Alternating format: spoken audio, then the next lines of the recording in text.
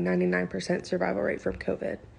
But what they don't like to talk about is the people who survive their COVID infection in the ICU and the horrors that they have to go through to fight for their life. So when we talk about the effects of COVID, we don't just look at a mortality rate. And this is why. Quickly, but on the backside of COVID is people who are left on a ventilator with a tracheostomy and a breathing tube, which takes them to long-term mechanical ventilation. Okay, let's break that down. What you saw is a surgically implanted airway that goes into that man's trachea. He doesn't breathe through his mouth anymore. He breathes through a hole in his neck.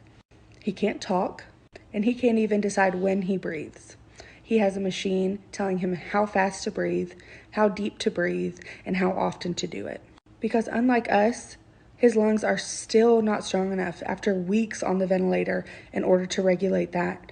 Will develop in the lungs so that a tube comes out of the chest and we have to drain fluid like this out of the chest, and this bubbling here. Okay, let's break it down. What you saw there is called a chest tube. This often goes in the space called the pleural cavity.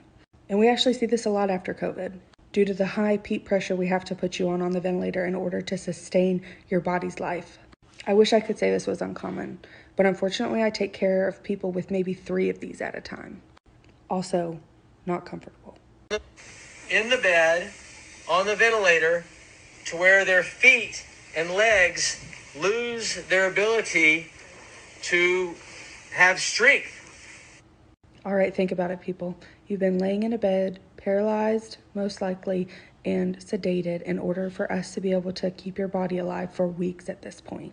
Most people cannot move. We protect all of the bony surfaces to try and keep you from getting bed sores. And did you see that tube that looked like it had in it? Well, that's because it did. And that tube went up into his rectum.